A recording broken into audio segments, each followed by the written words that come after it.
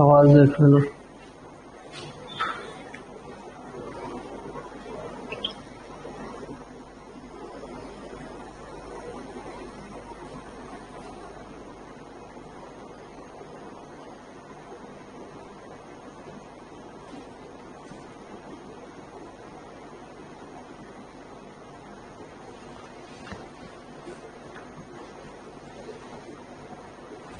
दो राइट का चलाई गए। ओके, जय हिंद स्टूडेंट्स। जो भी जुड़े हैं वो जय हिंद बोले। बिल्कुल कादिर हैं, रितेश, राकेश गुण। ओके,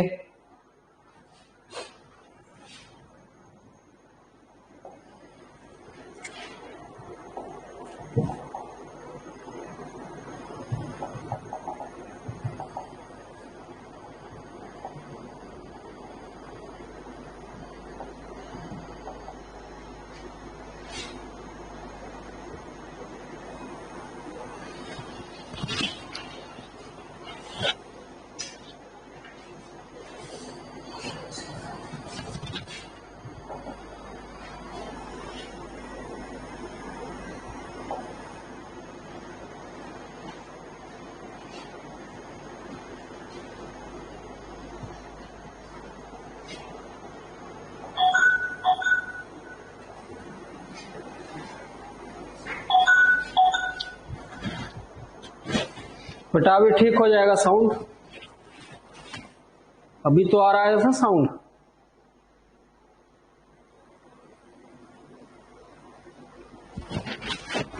साउंड क्लियर है ना सबको? कमेंट करेंगे।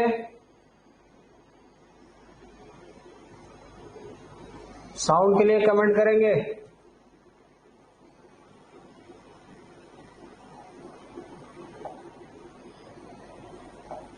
टाइप्स ऑफ रूट्स हम पढ़ रहे थे। ओके, टाइप्स ऑफ रूट हम पढ़ रहे थे। तो टाइप्स ऑफ रूट में मैंने जो बताया था वो हमने इमेजिनरी तक पढ़ लिया था कि कैसे इमेजिनरी होता है। जब हमारा डिस्क्रिमिनेंट लेस देन 0 होता है तो फिर रूट्स आपके इमेजिनरी आएंगे। चेक कर लो एक बार कि roots are rational if and only if ABC are rational and D is a perfect square. ठीक, ABC अगर रेशनल है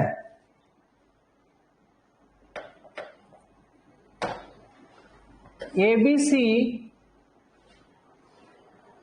are rational, roots are rational if ABC are rational and D is a perfect.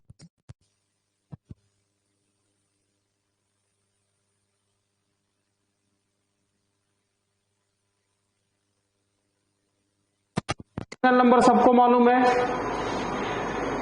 किस form में होता है? P/Q के form में होता है। ABC are rational and D is a perfect square.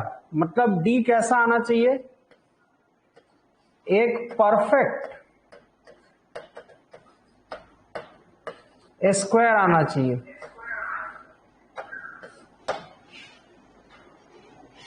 ठीक, तो परफेक्ट स्क्वायर आ जाएगा तो ये रूट्स भी आपको क्या मिल जाएंगे? रूट भी आपको रेशनल मिल जाएंगे। तो रूट्स के रेशनल होने की ये शर्त है। रूट्स परिमेय कब आते हैं? जबकि D क्या बन जाता है? एक परफेक्ट स्क्वायर बन जाता है, तभी रूट हमें परिमेय संख्या में मिलेंगे। ठीक है, नहीं तो फिर वो अपरिमेय संख्याएं या इरेशनल फॉर्म में मिलेंगे। तो दोनों को अब एग्जाम्पल के साथ हम देखेंगे।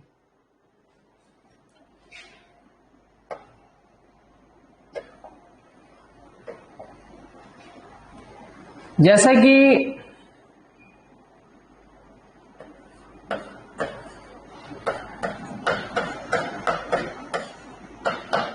ये ऐसा कुछ लिया, ठीक। अब देखें यहाँ पे कि इसको अगर हम हल करेंगे, अच्छा डिस्क्रिमिनांट से हम हल करते हैं क्योंकि वहीं से चेक करना होगा। यहां हम देख रहे हैं कि a के आगे जो कांस्टेंट है वो 1 है, समझिए इस चीज को। a के आगे कांस्टेंट 1 है, ये 5 है, ये 6 है, यानी कि हमारा a और हमारा b और हमारा c, अगर इससे मैं तुलना कराऊं तो हमारा a, b और c आपको दिख रहा होगा। ये तीनों क्या हैं आपके, a, b और c, ये तीनों क्या है, रेशनल है, यानी कि क्या है, परिमेय है।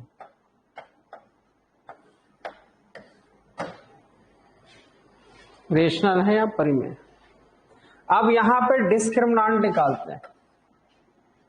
डिस्क्रिमिनांट क्या है यहाँ पे, B square minus 4ac, B हमारा कितना है, -5,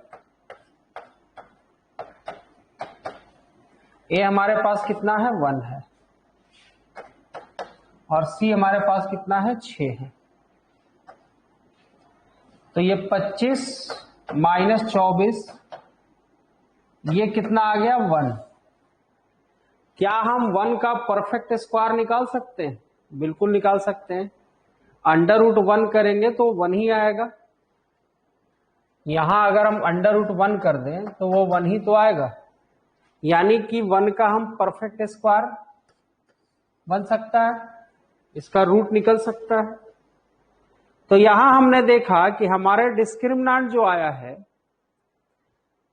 उस डिस्क्रिमिनांट का परफेक्ट स्क्वायर हमको मिल रहा है, एक परफेक्ट स्क्वायर मिल रहा है, और एबीसी क्या है, रेशनल है। तो हमारे रूट्स, इसके रूट्स क्या होंगे, 3 और 2 होंगे। तो हमारे जो मूल आएंगे, रूट्स आएंगे, वो भी कैसे दिखेंगे, वो भी आपके रेशनल होंगे। जो रूट्स होंगे वो भी क्या होंगे, रेशनल होंगे। तो मेरे ख्याल से ये वाली चीज क्लियर हो गई होगी कि डी अगर परफेक्ट स्क्वायर हो जाता है तो रूट्स कैसे बनते हैं, रेशनल बनते हैं। अब अगले स्टेप पे आते हैं।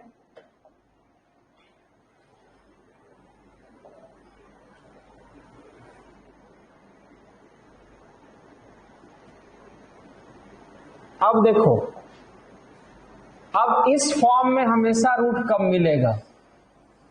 ये फॉर्म देखो, आपका मूल p प्लस √q के फॉर्म में कम मिलता है। ये एक इरेशनल नंबर है, जैसे कि प्रॉपर्टी सबने पढ़ी होगी, अपरिमेय संख्या का गुण सबने पढ़ा होगा कि एक रेशनल नंबर में, एक परिमेय संख्या में अगर एक अपरिमेय संख्या को जोड़ा जाए तो हमें क्या मिलता है, हमें हमेशा एक अपरिमेय संख्या मिलेगा। अपरिमेय संख्या मिलेगी, यानी कि इरेशनल नंबर मिलेगा। एक इरेशनल नंबर है ये। तो रूट्स इरेशनल कब आते हैं, कब वो अपरिमेय होंगे? तभी अपरिमेय होंगे जबकि एबीसी तो परिमेय है, एबीसी रेशनल है, बट डी जो हमारा आ जाए, ये जो डी आए, डी आपको दिख रहा होगा, D is not a perfect square. हमारा डिस्क्रिमिनांट एक परफेक्ट स्क्वायर न हो। पहले वाले में क्या था, परफेक्ट स्क्वायर था। तो कैसे रूट आ रहे थे, रेशनल आ रहे थे। अगर हमारा डिस्क्रिमिनांट परफेक्ट स्क्वायर में नहीं है, तब रूट हमेशा किस रूप में आएगा, p प्लस √q के रूप में आएगा। बात आई समझ में? जहां ये पूरा का पूरा क्या है, एक अपरिमेय या इरेशनल नंबर। ठीक। अब देखिए एक एग्जांपल लेते हैं यहां पे, तब और बेहतर समझ में आएगा। रैंडमली मैंने कुछ भी लिया, जैसे मान लो -x और -3 ऐसा करके कुछ ले लिया, ठीक है। अब देखिए ABC तो हमारा रेशनल है, अगर मैं इससे तुलना कराऊं तो यहां कुछ नहीं तो 1 है, यानी कि A हमारा कितना है 1 है, B हमारा कितना है -1 है, C हमारा कितना है -3 है। तो ये तो हमारे रेशनल है, ये हमारे परिमेय है, रेशनल है बस, ठीक। पहली शर्त तो क्लियर हो गई कि ABC क्या क्या होना चाहिए, ABC हमारा रेशनल होना चाहिए। तो पहला तो इक्वेशन में चीज क्लियर है कि ये रेशनल है, ठीक। कांस्टेंट्स क्या है, रेशनल है या परिमेय है, पहली शर्त पूरी हो चुकी है। अब हम डिस्क्रिमिनांट को चेक करते हैं कि डिस्क्रिमिनांट कैसा है हमारा, वो एक परफेक्ट स्क्वायर है भी या नहीं है। तो डिस्क्रिमिनांट को हमने चेक किया, तो डिस्क्रिमिनांट हमारा आएगा b² - 4ac,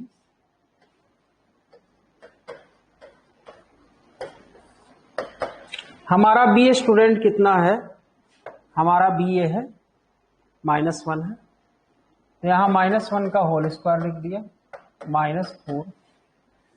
हमारा a कितना है स्टूडेंट, a हमारा 1 है, तो यहां 1 रख दिया। और हमारा c देखो कितना है -3 है, c -3 है, तो हमने यहां पे -3 रख दिया। अब इसको हल करते हैं, तो 1 ये आया बेटा 13 आया। तो क्या 13 का रूट निकालना पॉसिबल है? √13 एक परफेक्ट स्क्वायर में नहीं आएगा, मतलब अंडर रूट बनेगा लेकिन वो एक परफेक्ट स्क्वायर के फॉर्म में नहीं आएगा, पॉइंट के रूप में आएगा। √13 किसी का परफेक्ट स्क्वायर के फॉर्म में नहीं आता। 16 होता तो 4 आ जाता, लेकिन 13 है तो उसका कोई परफेक्ट स्क्वायर तो है नहीं, तो 13 तो पॉइंट में आएगा। तो अगर ये परफेक्ट स्क्वायर नहीं है, not a perfect square, D is not a perfect square, ये परफेक्ट स्क्वायर के फॉर्म में नहीं आ रहा है, मतलब ऐसा चीज जिसका रूट हम कंप्लीटली नहीं निकाल पा रहे हैं, पॉइंट के फॉर्म में आ रहा है। तो फिर हमें जो रूट इससे मिलेगा, जो मूल मिलेंगे इसको हल करने पर, वो हमेशा किस रूप में होंगे, हमेशा p + √q के रूप में होंगे। मेरे ख्याल से ये चीज समझ में आ गई होगी। तो आगे बढ़ते हैं, इसके रूट्स को हम एक बार चेक करते हैं। x² -x -3 था हमारा, तो x² - x -3 = 0। अब हम श्रीधराचार्य का नियम यहां लगाने जा रहे हैं। तो श्रीधराचार्य के नियम से -b ± b² - 4ac/2, ठीक। तो यहां -1 रखेंगे तो ये +1 हो जाएगा। अब फिर 1 और 4 × 12, ये था /2, 2 1 जा 2, एक ही जगह पे क्या रखोगे 1, 2 1 जा 2 हो जाएगा। अब देखो तुम्हें रूट्स क्या मिल रहे हैं, तुम्हें क्या रूट मिला, तुम्हें जो रूट मिला वो कुछ ऐसा मिला, 1 प्लस, एक बार प्लस लेते हैं, तो 1 + √13/2, यानी कि हम इसी रूप में मिल रहा है, क्लियर है। और 1 - √13/2, ये दो रूट्स आपको मिले। अब यहां स्टूडेंट, यहां ध्यान देने वाली एक छोटी सी चीज ये है,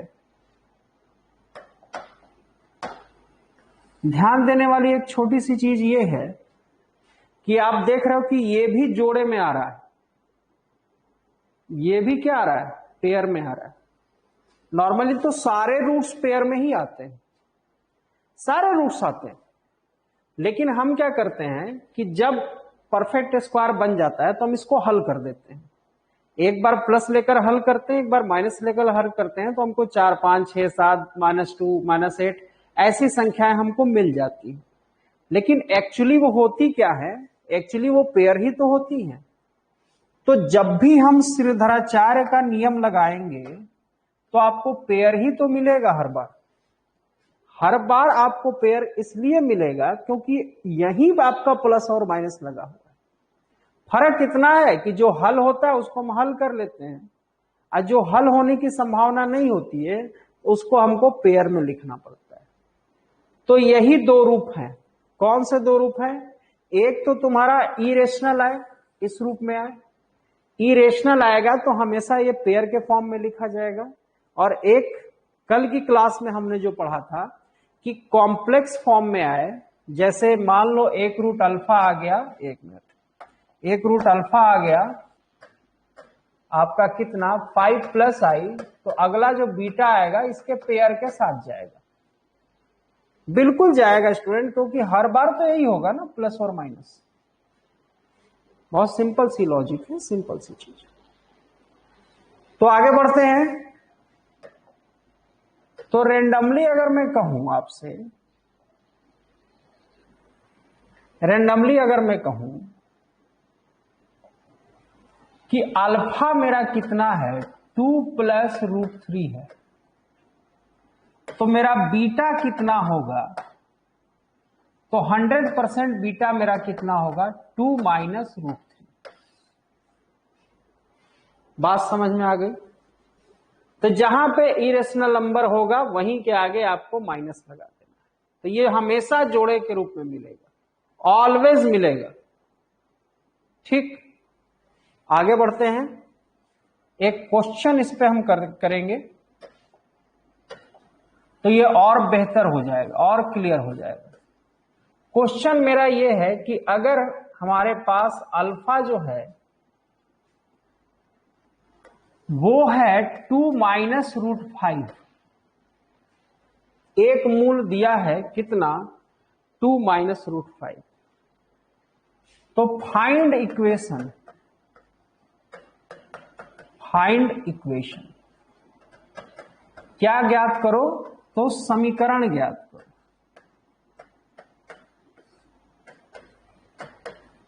फाइंड इक्वेशन, समीकरण ज्ञात करो। तो स्टूडेंट, समीकरण ज्ञात करने के लिए हमको बीटा चाहिए। तो रूल ये कहता है कि जो बीटा होगा वो क्या हो जाएगा? 2 + √5, क्योंकि हमेशा ये पेयर या जोड़े के रूप में ही आएगा। तो अब हमारे लिए समीकरण बनाना कोई बड़ी बात नहीं है। हम बहुत आसानी से इस फार्मूले के साथ समीकरण बना सकते हैं। अल्फा की जगह पे इसको लिख लिया, बीटा की जगह पे इसको लिख लिया, और इन दोनों का आपस में जब गुणा करेंगे अल्फा इंटू बीटा का, तो बेटा a - b और a + b क्या होगा? a² - b²। ठीक, तो 4 - 5 कितना आया? -1 आया। तो यहां आ जाएगा -1 = 0। तो x² ये और ये कैंसिल हो गया, -4x - 1 बराबर। तो हमें अपना क्वाड्रेटिक इक्वेशन मिल गया। तो इस तरह से क्वेश्चन बहुत छोटे होंगे, बहुत चीप से होंगे, और यकीन मानो कि एनडीए एयरफोर्स में ऐसे क्वेश्चन काफी तुम्हें मिलने वाले, छोटे लेवल के बहुत ज्यादा मिलने वाले। ठीक है, इसको नोट करिए। इसके लिए 1 मिनट समय हम दे देते हैं, 1-2 मिनट लो और इसको नोट करो, या फिर स्क्रीनशॉट ले लो।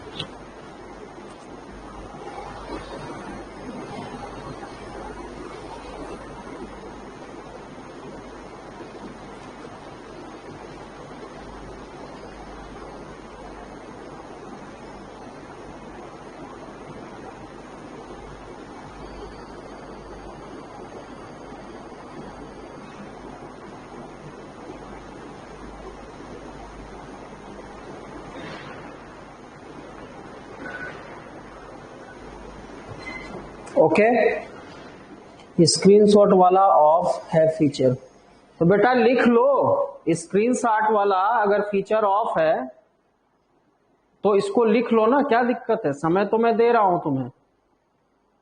रितेश सिंह 1-2 मिनट समय ले लो बेटा, लिख लो ना। ठीक, ओके, आगे बढ़ते हैं, अगली स्लाइड को देखते हैं। ये मैक्सिमम मिनिमम अभी मैं बताऊंगा, वैसे ये एनडीए एयरफोर्स में नहीं आता है मैक्सिमम और मिनिमम वैल्यू, ये आपका एनडीए के लिए है, मैक्सिमम मिनिमम वैल्यू आपका एनडीए के लिए है। तो फिर भी मैं इसको बताऊंगा जरूर कि होता क्या है, नॉलेज में दे दूंगा, बट अभी नहीं, अभी जो एयरफोर्स लेवल की कराते हैं वो अभी पे आ रहा है, तो अभी स्लाइड को हटा देते हैं, इन केसेस को हम बाद में देखेंगे। ये बहुत ही इंपॉर्टेंट है, ये मोस्ट इंपॉर्टेंट है स्टूडेंट, यहां आप लिखेंगे मोस्ट इंपॉर्टेंट, अति महत्वपूर्ण की श्रेणी में आएगा।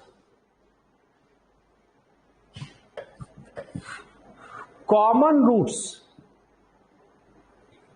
कॉमन रूट्स एक अति महत्वपूर्ण की श्रेणी में पूछी जाने वाली चीज है, और क्वेश्चन पूछे जाने के जो चांस होंगे कि कितना चांस है कि क्वेश्चन पूछा जा सकता है, तो ये आप हमेशा 90 से 100% के बीच में रखें। इतना चांस होगा 90 से 100% के बीच में कि आपसे प्रश्न को किया जाए, क्वेश्चन को आपसे किया जाए। बात आगे समझ में, ये परफेक्ट चांस होगा, 90 to 100% के बीच में चांसेस बनेंगे कि आपसे कॉमन रूट से या उभयनिष्ठ मूल जिसको कहते हैं उससे संबंधित आपसे क्वेश्चन किया जाए क्वाड्रेटिक इक्वेशन में। तो एक अति महत्वपूर्ण की श्रेणी है ये, तो इस श्रेणी को समझते हैं। सबसे पहले यह है कि कॉमन रूट्स, इसको हिंदी में कहते हैं उभयनिष्ठ मूल। क्या कहते हैं? उभयनिष्ठ मूल। तो देखो, अगर हम स्क्वायर के फॉर्म में जा रहे हैं और जितने भी आपके एनडीए लेवल हो, इंजीनियर लेवल हो, कोई भी बड़े लेवल हो, तो क्वाड्रेटिक के लिए ही कॉमन रूट से आपसे लेकर के जाता है। कभी भी वो पावर 4, पावर 3 ऐसा कोई कॉमन रूट आपको नहीं दिखा होगा जल्दी। तो मैक्सिमम आपको क्वाड्रेटिक के ही कॉमन रूट्स मिल रहे हैं। तो अगर क्वाड्रेटिक इक्वेशन है, अगर दो द्विघात समीकरण दिख रहे हैं यहां पे आपको, दो द्विघात समीकरण है, उसमें आपके सामने सिर्फ दो केसेस हो सकते हैं, दो ही स्थितियां हो सकती हैं। नंबर 1 स्थिति होगी कि केवल और केवल एक रूट कॉमन हो, केवल और केवल एक मूल कॉमन हो। पहली स्थिति ये बनेगी कि दोनों इक्वेशन में एक मूल कॉमन हो, मतलब हो सकता है 2 और 2 दोनों में कॉमन हो, 3 3 कॉमन हो, -2 दोनों में कॉमन हो, लेकिन दोनों में कोई एक ही मूल कॉमन हो। दूसरी कंडीशन बनेगी कि हो सकता है दोनों मूल कॉमन हो जाए, दोनों रूट्स क्या हो जाएं? कॉमन हो जाए। बात आ गई समझ में? कोई एक रूट कॉमन हो, या हो सकता है कि दोनों रूट आपके कॉमन हो जाए। तो दोनों स्थितियों को यहां पे हम परखेंगे और कैसे क्वेश्चन किया जाएगा वो आपको समझा देते हैं। ठीक है, चलिए, तो इसपे हम डिटेलिंग को देखेंगे। तो कह रहा है कि दो इक्वेशन है हमारे पास, दो क्वाड्रेटिक इक्वेशन है। Alpha is the root which is common. इनमें जो अल्फा है वो इन दोनों में क्या है?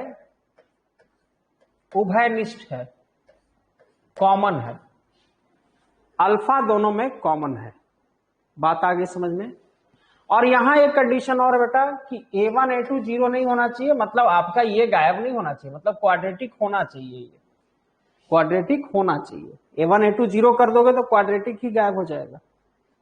ठीक है, और a1 b2 is not equal to a2 b1, ये नहीं होना चाहिए। हो जाएगा तो फिर सब कुछ बराबर हो जाएगा। तो a1 alpha square b1 alpha plus C बराबर 0, तो a2 alpha square b2 alpha plus C बराबर 0। हमको यही करना है।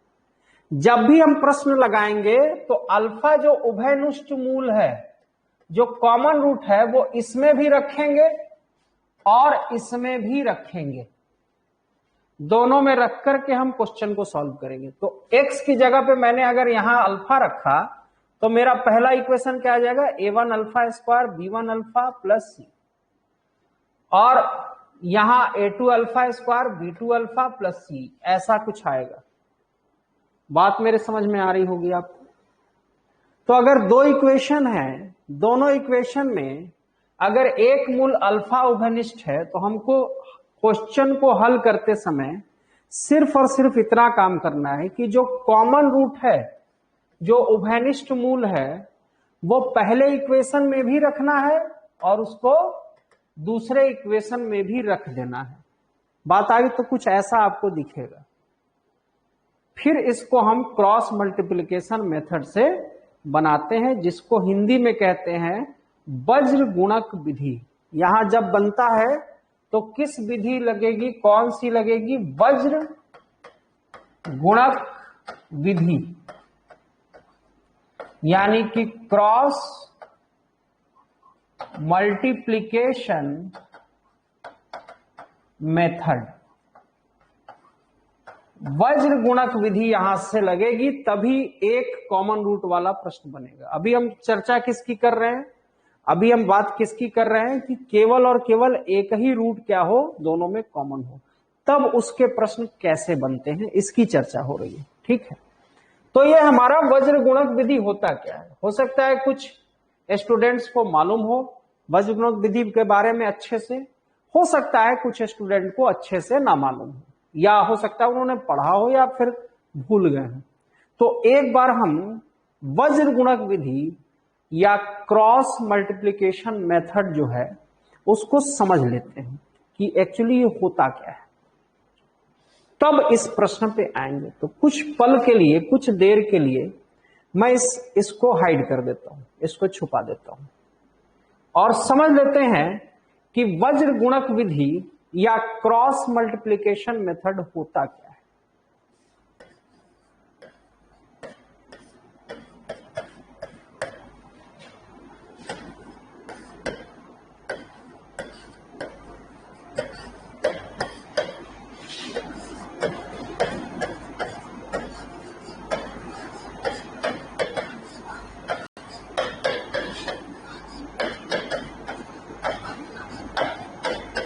ये होता क्या है, ठीक, तो इसको समझेंगे। देखो,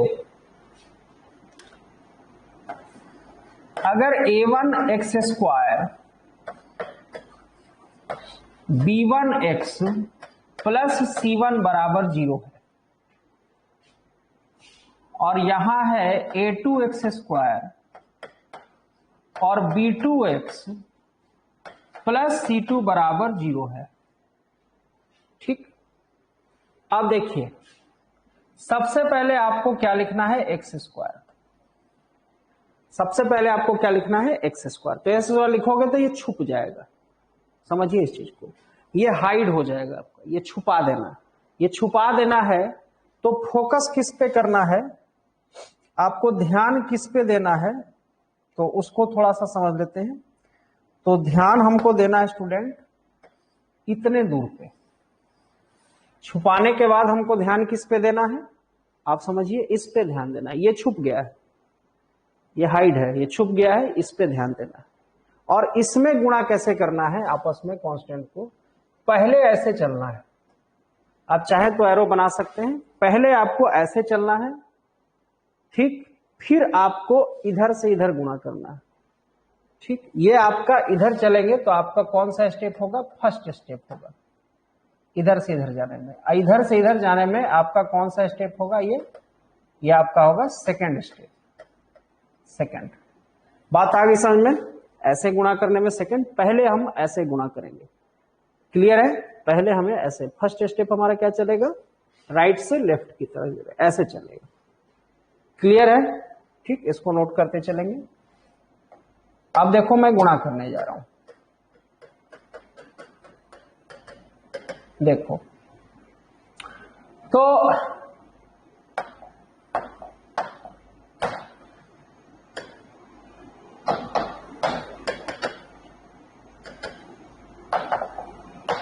तो इसको दोनों को गुणा किया ऐसे, तो हमको क्या मिलेगा, B1C2 मिलेगा।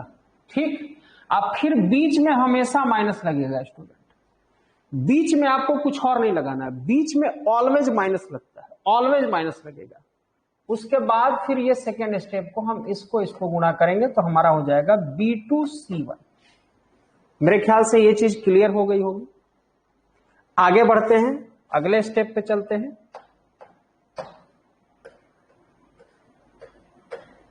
अगले स्टेप पे चलते हैं। ठीक, अगला स्टेप ये कहता है कि यहां एक लिखना है इज इक्वल टू, क्या लिखना है, इज इक्वल टू।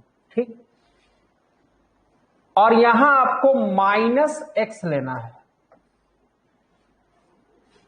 कोई मैटर नहीं कि यहां पे क्या है क्या नहीं है, उससे मुझे कोई मतलब नहीं है, कुछ भी हो यहां पे, माइनस हो या प्लस हो, हमें हर हाल में यहां माइनस प्लस से मुझे कोई लेना देना नहीं।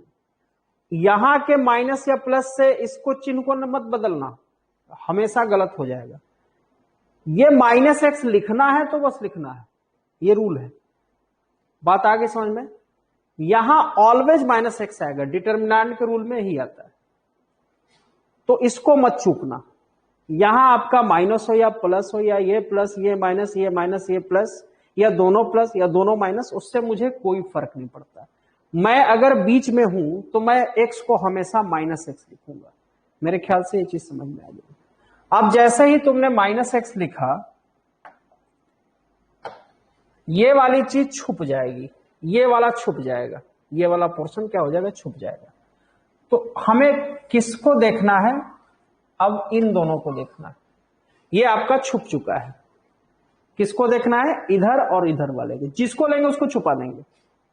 अब फिर से वही काम, पहला स्टेप गुणा किया, पहले स्टेप वाला गुणा किया तो क्या आया, A1C2, फिर माइनस इसका गुणा किया तो A2C1। मेरे ख्याल से ये भी चीज समझ में आ गई होगी। ये भी वही हुआ, A1C2 और इसमें से घटाया तो A2C1 हो गया। ठीक, आगे बढ़ते हैं। लास्ट जो होगा हमारा लास्ट स्टेप में आप हमेशा क्या लेते हैं, कांस्टेंट लेते हैं। बात आई समझ में। यहां दुनिया की कोई चीज हो, मुझे इससे कोई लेना देना ही नहीं। हमारा यहाँ पे C1 20 है, C2 40 है, C1 -20 है, C2 समथिंग है, कुछ भी हो, उससे मुझे कोई लेना देना स्टूडेंट नहीं है। मुझे किससे लेना देना है, मुझे सिर्फ यहां पे हमेशा हर हाल में आपको क्या लिखना है, 1 लिखना है। क्या लिखना है, 1। कांस्टेंट मतलब 1, यहां से नहीं लेंगे, सिर्फ और सिर्फ क्या लिखना है, 1। तो 1 आपने लिखा, 1 लिखा तो आपका क्या हो गया, ये हाइड हो जाएगा, छुप जाएगा। ये छुपा तो आपको किन दोनों पे फोकस करना है, इस पे करना है और इस पे करना है, वो छुप गया है। बात आ गई समझ में। तो इन दोनों पे फोकस किया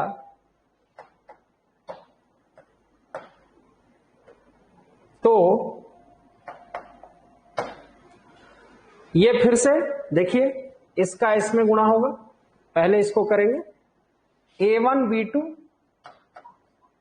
फिर बीच में हमेशा माइनस आता है, इसमें कोई संदेह नहीं है।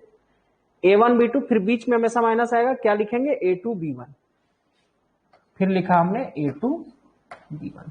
तो मेरे ख्याल से हर एक स्टेप आपको समझ में आ गया होगा कि क्रॉस मल्टीप्लीकेशन में हर एक स्टेप मैंने कैसा लिया। ठीक है, तो इसको नोट करेंगे, इंपॉर्टेंट है ये। 2 मिनट समय मैं दे रहा हूं, 2 मिनट समय लो और इसको नोट करो। ठीक, इसको नोट करिए, बहुत इंपॉर्टेंट चीज है ये।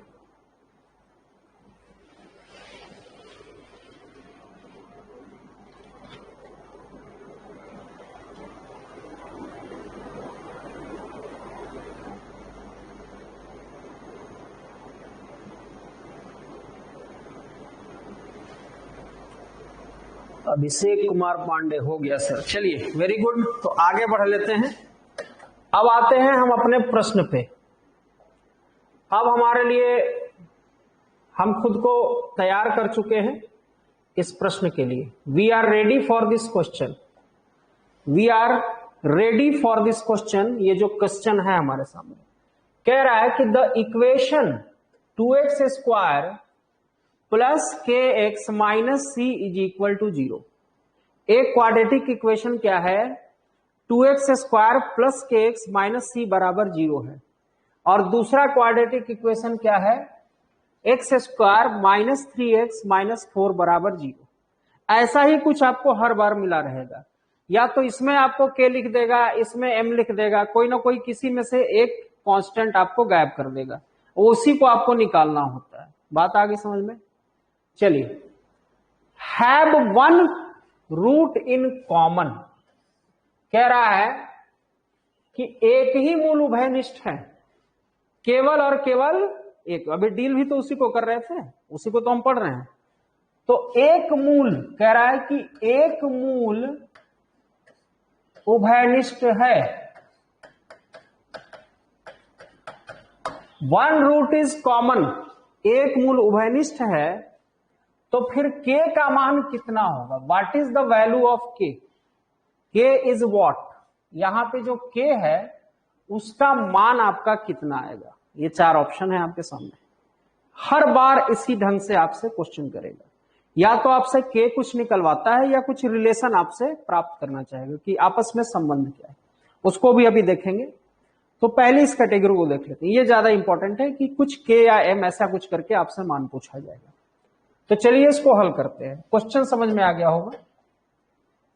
तो मैंने लिखा 2x स्क्वायर के x minus C is equal to 0। ठीक, अच्छा यहां पे दो चीजें हिडन है। चलिए कोई उससे कोई फर्क नहीं पड़ता है। X square minus 3x minus 4 बराबर 0, यही समीकरण है हमारे सामने। ठीक, अब हम लगाने जा रहे हैं यहां पे क्रॉस मल्टीप्लिकेशन। एक ही तरीका ही है।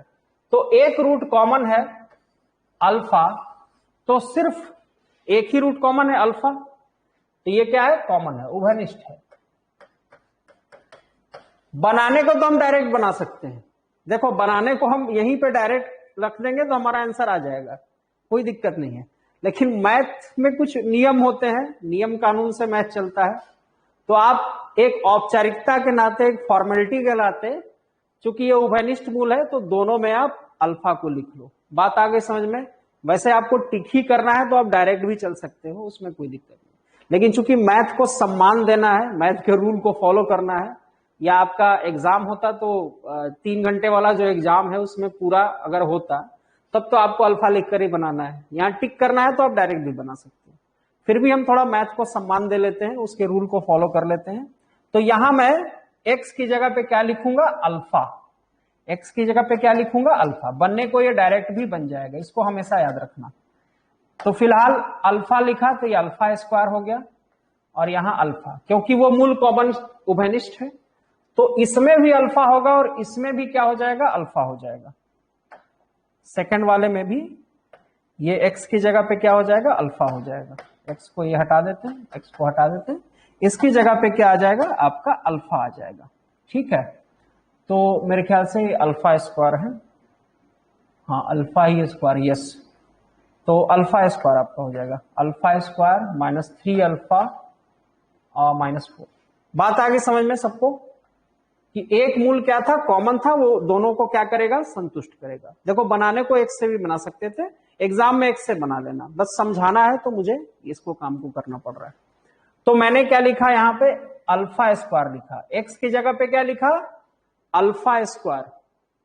क्लियर है, अल्फा और 2 में फर्क समझ में आ रहा होगा, ये 2 है और ये अल्फा है। तो अल्फा स्क्वायर लिखा। अब इसका इसमें और इसका इसमें इंटू हुआ, तो इसका इसमें इंटू हुआ तो माइनस 4 के हुआ, और इसका इसमें इंटू हुआ तो ये कितना हुआ, माइनस 3c हो गया। मेरे ख्याल से ये चीज समझ में आ गई होगी।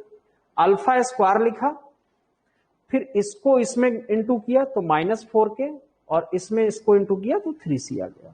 ठीक है, फिर बीच में स्टूडेंट क्या लिखना है, हमेशा माइनस लिखना होता है, -x लिखना था, तो मैंने क्या लिख दिया, -α लिख दिया। तो -α लिखा तो ये छुप गया, अब इसका इसमें गुणा होगा, ये चीज छुप गई है, अब इसका इसमें गुणा होगा तो ये -8 हो गया, और इसका इसमें गुणा होगा, बीच में हमेशा क्या रहता है, माइनस होता है, तो -4 और 2 का गुणा हुआ तो -8 हुआ, अब बीच में हमेशा माइनस रहता है। अब -c और यहां कुछ नहीं है तो क्या है, 1 है, इसका गुणा होगा तो -c हो जाएगा, -c गुणा 1 क्या देगा मुझे, -c देगा, इज इक्वल टू 1। अब ये छुप गया, अब ये इसमें गुणा होगा तो -6, ये -6 और ये कितना हो गया, -k। यहां तक मेरे ख्याल से सबको समझ में आ गया होगा, -6 -k। इसको नोट करेंगे।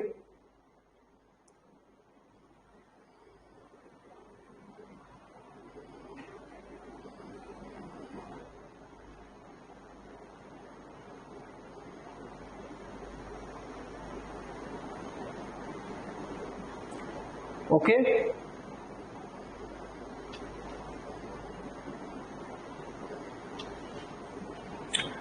तो आगे बढ़ते हैं, इसको हल करना शुरू करते हैं।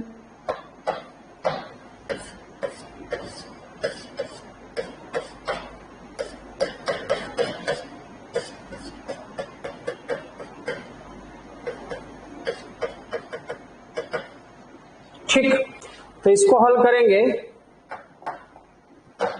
तो ये और ये एक बार में लेना किसको किसको है, आप समझ लीजिए, एक बार में इसको लेना है और एक बार में किसको लेना है, इनको लेना है। Good teaching sir, thank you Kadir Khan. चलिए, आप लोग को बेहतर लगे वो वही मेरे लिए अप्रिसिएशन है। तो अल्फा स्क्वायर -4k -3c, फिर इसको लिया, तो अब आपको समझिए कि क्या करना है, पहले इसको लेना है और फिर इसको एक साथ लेना है, तब इसको हमको सॉल्व करना होता है। थोड़ा सा टाइम इसलिए लग रहा है कि मुझे आपको समझाना पड़ रहा है, ठीक है, और एक बार जब मैं समझा लूंगा तो फिर जब ये बनेगा तो 1 मिनट के अंदर बन जाएगा, इसमें कोई डाउट नहीं। फिर इसकी छोटी चीजों को भी हम देखेंगे, छोटे लेवल पे कैसे बनता है। अब आते हैं, तो पहले क्या लेना बेटा, पहले इसको लेना है, इस वाले को। तो इसको लिया हमने, इन दोनों को, तो ये कुछ ऐसा होगा, ये कटा तो हमारा अल्फा आया, तो अल्फा आया तो ये कितना हो जाएगा, ये वाला -4k -3c। ठीक है, और चूंकि ये कट चुका है तो ये -1 है, और यहां हम थोड़ा सा देख लेते हैं, ये माइनस माइनस प्लस हो जाएगा, -8 और +c यहां से मुझे मिला। बात यहां से आ गई हुई समझ में। ठीक, अब आते हैं कि इसमें से हम क्या माइनस को निकाल सकते हैं, माइनस निकाल करके इसको काट देते हैं, थोड़ा सा और इजी हो जाएगा, या यहीं से माइनस निकाल के इसको काट दें। फिलहाल हम इसको इधर भेज देते हैं, बाद में जो चीजें करनी होंगी हम बाद में कर लेंगे। तो अल्फा हुआ, क्या यहां से माइनस को निकाला जा सकता है, माइनस को निकाला जा सकता है, 4k +3c इजकल टू -1, तो -8 और +c। क्या ये कट रहा है, हाँ काट देते हैं। अल्फा हुआ हमारा 4k +3c, इसको पलट देते हैं, इसको हम पलट देते हैं थोड़ा सा, और ये बेहतर दिखने लगेगा, ये ऐसा कुछ हो गया। मेरे ख्याल से बात आ रही होगी समझ में, क्योंकि एक एक स्टेप बता रहा हूं, इसमें थोड़ा सा समय लग रहा है, बट इसको हम छोटा करेंगे, बिल्कुल करेंगे। अब आते हैं इस वाले पे, तो -α अपॉन, इसको मैं बेटा एक बार इसको लिया, अब फिर इसको एक बार लेना है, ठीक है। तो अब -α लिया और माइनस बाहर लिया, तो 8 +c, ठीक। तो -α लिया और फिर माइनस बाहर लिया इसमें से, तो हमारा 1 मिनट, कुछ गड़बड़ हो रही है, माइनस माइनस प्लस, यहीं पे हम थोड़ा सा इसको सुधार लेते हैं, कुछ गड़बड़ी हुई है। साइन को हमेशा थोड़ा सा ध्यान दे करके चलेंगे। तो इसको हमने किया तो ये कुछ ऐसा दिखेगा, सी को पहले ले लिया, सी को पहले ले लिया, तो ये कुछ ऐसा दिखेगा सी माइनस 8 ऐसा कुछ करके, ठीक है। और ये हमारा आया 1, और क्या मैं माइनस को बाहर ले सकता हूं? बिल्कुल। तो हमारा 6 प्लस के आ गया। अब क्या इसको काटा जा सकता है? जी हाँ, इसको हम काट सकते हैं, काट दिया, ठीक। अब चलिए यहां पे अल्फा को छोड़ा, अल्फा को छोड़ा तो ये चीज यहां आ गई सी माइनस 8, और यहां नीचे क्या आ गया 6 प्लस के, सी माइनस 8 और नीचे क्या आ गया 6 प्लस के आपका आ गया, ठीक है। तो अब हमें करना क्या है, हमें सिर्फ इसको और इसको तुलना कराना है। क्या कराना है? इसको और इसको हमें क्या कराना होता है? इक्वेट कराना होता है, तुलना कराना होता है, तो हमारा आंसर उभर करके आ जाता है। तो हम तुलना करा देंगे, तो 4k plus 3c c minus 8, और यहां पे c माइनस 8 और इसको तुलना कराया कितना 6 प्लस के, ठीक। तो हमने क्या लिखा 4k plus 3c, 4k plus 3c और c माइनस 8, और ये बाकी चीजों को हटा देते हैं, बाकी की कोई जरूरत हमें फिलहाल है नहीं।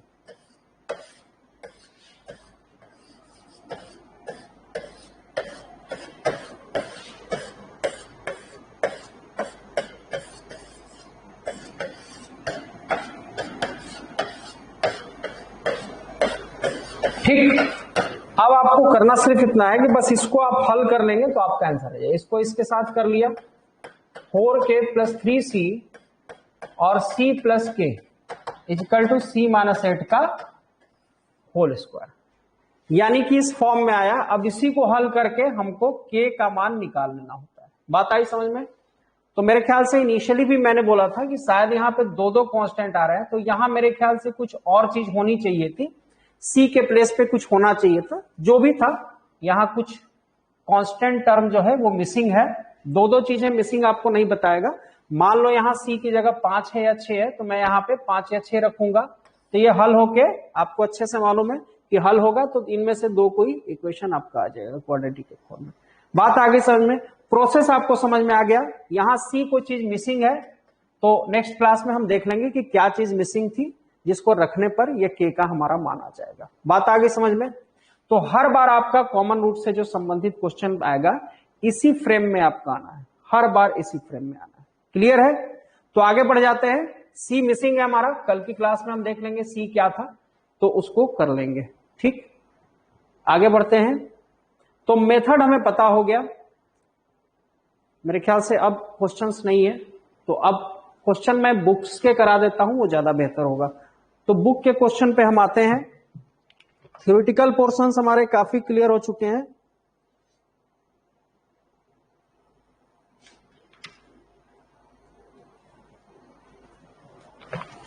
चलिए एक क्वेश्चन हमारे पास बुक का है, उसको कर लेंगे तो ये चीज क्लियर हो जाएगी कि वन कॉमन रूट वाला क्वेश्चन कैसे बन रहा था। तो पेज नंबर 55 को ओपन करेंगे बुक में, 55वें पेज को ओपन करेंगे और 55वें पेज पे आएंगे 15वें प्रश्न पे, क्वेश्चन नंबर 15 पे। आपको जो टीडीए वाली बुक मिली है उसको आप ओपन करेंगे, पेज नंबर 55 पे आएंगे 55 पे, और 55 का 15वां प्रश्न है ये। तो 15वां प्रश्न क्या है कि x square plus 2x plus 3 lambda बराबर कितना है? 0 है, और 2x square plus 3x plus 5 lambda बराबर है 0। तो लेमडा हमारा कितना है? Lambda is equal to what? Lambda की वैल्यू कितनी है? ठीक है, lambda is equal to what? कितनी मान है लेमडा की? तो मेरे ख्याल से क्वेश्चन समझ में आ गया होगा, बिल्कुल उसी फ्रेम का क्वेश्चन है। मैंने बोला था कि कुछ